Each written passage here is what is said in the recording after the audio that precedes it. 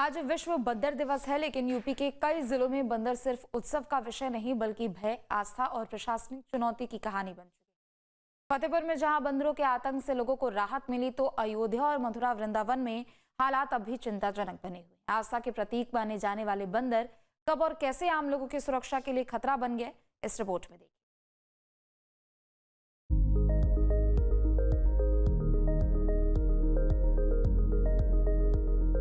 ये तस्वीरें किसी जंगल की नहीं, ये तस्वीरें हैं उत्तर प्रदेश के शहरों की, जहां बंदर आस्था का प्रतीक भी हैं और लोगों की परेशानी का सबब भी।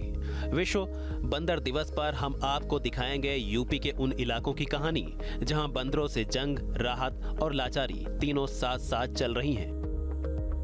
सबसे पहले रुख करते हैं फतेहपुर का, जहां रेलवे स्टेशन और आसपास का इलाका लंबे समय से बंदरों के आतंक से जूझ रहा था, लेकिन अब यहां से राहत की खबर है। फतेहपुर रेलवे स्टेशन परिसर और आसपास के इलाकों में बंदरों का ऐसा आतंक था कि यात्रियों का चलना मुश्किल हो गया था। स्कूल जाते बच्चे तक इनके शिकार बन रहे थे। रेलवे अधिकारियों की शिकायत के बाद जिलाधिकारी ने नगरपालिका को सख्त निर्देश दिए। इसके बाद मथुरा से मंकी स्नैचर टीम बुलाई गई और अभियान शुरू हुआ। बिल्कुल आपकी बात सही है। हम लोग भी जैसे कानपुर जाते थे, दिल्ली जाते थे, तो अपने इसी स्टेशन से ट्रेन से कहीं जाना होता था तो यही जाते थे। और वास्तव में ये सत्य है, छोटे छोटे बच्चे जैसे चिप्स लेकर के घूम रहे हैं तो झटका लेकर के उनको कभी बाहर गिरा दिया या सामान लेकर के चले गए। बंदरों का आतंक था, लेकिन जब से हमारे यहाँ के जो सभासद है अतीश पासवान जी और नगर पालिका ने होकर के जो है उनको सही यहाँ से डिस्टेंशन वहाँ पर भेजने का काम किया, तब से बहुत शांति है और बंदरों को जो आतंक था उससे स्टेशन मुक्त हो चुका है। जो टीम आई थी बंदर पकड़ने वाली, तो लगभग 1000 के ऊपर यहाँ के बंदर पकड़े गए हैं और उनको बाहर ले जाके शिफ्ट किया गया है। और अभी इस क्षेत्र में काफ़ी उत्पात था इन बंदरों का, लोग निकल नहीं पाते थे, बच्चे परेशान थे। स्कूल का टिफ़िन लेके जा रहे तो बंदर छीन के खा जाते थे। यात्री अपना मतलब कुछ भी लेके जा रहे तो वो छीन के खा जाते थे। अब क्या है, जब से बंदर पकड़े गए हैं तब से काफ़ी राहत है, क्षेत्रवासियों को राहत है। और अभी कुछ और बाकी हैं तो अभी फिर पकड़े जाएंगे। फतेहपुर में बता दें कि स्टेशन के पास व आसपास क्षेत्र में बंदरों का आतंक इस कदर था कि यहाँ पे जो यात्री आते थे और जाते थे उनको जो है काफ़ी दिक्कतों का सामना करना पड़ता था। किसी के ऊपर अटैक कर देते थे तो किसी के सामान छीनकर भाग जाते थे, जिसके बाद नगर पालिका द्वारा मथुरा से बुलाई गई मंकी स्नैचर टीम ने जो है बंदरों को सुरक्षित पकड़कर जंगल में छोड़ा है। बता दें कि लगभग 1000 से अधिक बंदरों को पकड़कर सुरक्षित स्थान पर छोड़ा गया है, जिसके बाद से स्टेशन में देखा जा रहा है कि यहाँ पे लोग सुरक्षित महसूस कर रहे हैं। हालांकि अभी भी कुछ बंदर दिख रहे हैं, जिसको लेकर अभियान लगातार चलाया जा रहा है। जल्द ही बंदरों से लोगों को निजात मिलेगी। यहाँ तक कि जो है यात्री से लेकर बाहर जो दुकानदार हैं उनको परेशान करते थे, स्टेशन कर्मियों को भी परेशान करते थे बंदर। हालांकि अब जो है लोगों ने राहत की सांस ली है। नगर पालिका की इस मुहिम से स्थानीय लोग और यात्री राहत महसूस कर रहे हैं और प्रशासन की सराहना भी हो रही है। लेकिन जहां आस्था सबसे गहरी होती है, वहां समस्या सबसे ज्यादा संवेदनशील भी बन जाती है। अब चलते हैं रामनगरी अयोध्या। विश्व बंदर दिवस की शुरुआत 14 दिसंबर 2000 से हुई। अयोध्या में बंदरों को भगवान श्री राम की सेना का प्रतीक माना जाता है। लोग उन्हें पूजते भी हैं, चने फल खिलाते हैं, लेकिन यही बंदर अब शहर में उत्पात का कारण बनते जा रहे हैं। बंदरों के आतंक से लोग इतना परेशान हैं, यहाँ के सीसीटीवी कैमरा तोड़ दिए, शटर तोड़ दिए, लोग डंडा लेकर निकलना पड़ रहा है। उनके साथ छोटे छोटे इतने बच्चे, अगर उनको जरा सा बोल दो तो वो काटने को दौड़ते हैं। यहाँ 2-3 जने को काट भी चुके हैं। हालात ऐसे हैं कि लोग डंडा लेकर घर से निकलते हैं। आस्था और सुरक्षा के बीच संतुलन बनाना अयोध्या के लिए सबसे बड़ी चुनौती बन चुका है। आज बंदर दिवस है। ये बंदर प्रभु राम की सेना का प्रतीक भी माना जाता है। राम रावण के युद्ध में बंदरों की अहम भूमिका रही है, लेकिन अब यही बंदर उत्पात मचाने लगे हैं। अयोध्या में जगह जगह बंदरों का उत्पात इस कर रहा है कि चाहे वो सीसीटीवी कैमरे के तार हों, बिजली के तार हों, तोड़ देते हैं। यहाँ तक कि बच्चे अगर घर से स्कूल निकलते हैं तो उनको भी काटने के दौड़ते हैं। अब इस तरह से बंदरों का उत्पात इतना मच गया है कि लोग अपने घर से निकलते हैं तो डंडा या लाठी लेकर निकलते हैं। लेकिन अब ये आस्था और बंदरों का संरक्षण अयोध्या में चुनौती बनता जा रहा है। अब बात उस शहर की जहां बंदर सिर्फ आतंक नहीं बल्कि पहचान भी बन चुके हैं, मथुरा वृंदावन।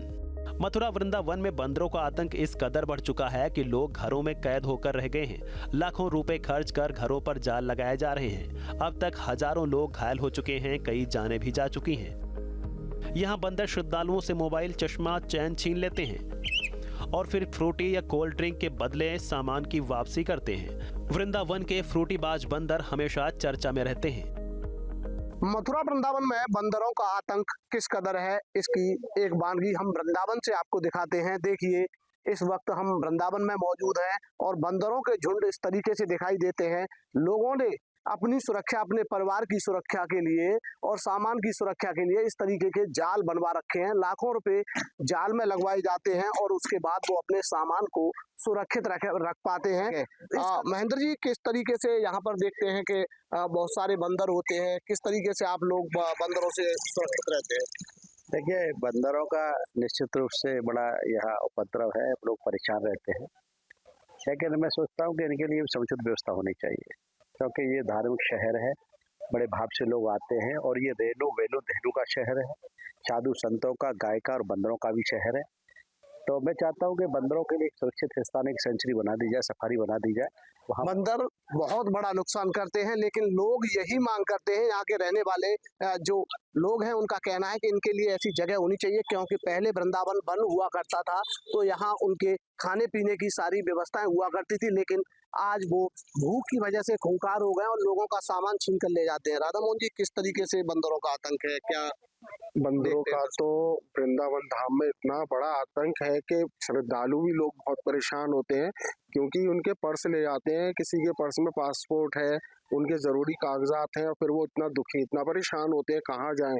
लेकिन नगर पालिका के कई बार असफल प्रयास रहे, जिसका कारण इनकी पैदावार दिन पर दिन बढ़ती जाती है। तो लोगों की जो संख्या है उससे ज्यादा बताई जा रही है। इनका एक अनुमान है कि बंदरों की संख्या आए दिन बढ़ती जा रही है, जिससे श्रद्धालु और आम लोग परेशान रहते हैं।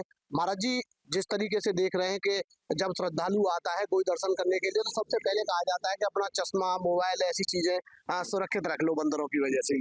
जय श्री कृष्णा, जय श्री सीताराम। देखिए, निश्चित रूप से बंदर एक बड़ी समस्या ब्रज के लिए बन चुके हैं, और ब्रज में भी, मथुरा और वृंदावन में, किंतु किसी भी समस्या का समाधान करने के लिए हमको उसके मूल में जाना होगा। भी लोग यही मांग कर रहे हैं कि जिस तरीके से उनको भी कोई परेशानी ना हो, क्योंकि वृंदावन पहले बंद हुआ करता था, यहाँ उनके रहने की तमाम सारी व्यवस्था होती थी, लेकिन आज कंक्रीट का वृंदावन बन चुका है और तो बंदर इसी वजह से खूंखार है। हरे कृष्णा।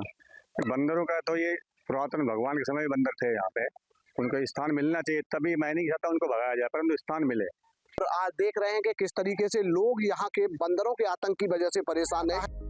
हालांकि क्रूरता की घटनाएं भी सामने आई हैं, जैसे जहर देकर बंदरों को मारना, एयर गन से हत्या, जिन पर पुलिस ने कार्रवाई भी की। इस बीच सवाल ये भी उठता है कि इस समस्या का समाधान आखिर क्या है। विशेषज्ञ मानते हैं कि बिना वैज्ञानिक समाधान के ये समस्या और बढ़ेगी। आस्था के साथ साथ अब व्यवहारिक नीति भी जरूरी है। विश्व बंदर दिवस हमें याद दिलाता है कि बंदर सिर्फ परेशानी नहीं, प्रकृति का अहम हिस्सा भी है। जरूरत है संतुलन की, ताकि आस्था भी बचे और इंसान भी सुरक्षित रहे। Team news state. आपके मोबाइल पर तुरंत आएगी ब्रेकिंग न्यूज। स्क्रीन पर सबसे पहले दिखेगी बड़ी खबर, देश दुनिया की हर खबर एक जगह। अब आपके मोबाइल पर तुरंत फटाफट इंस्टॉल कीजिए न्यूज नेशन ऐप और रखिए खुद को अपडेट।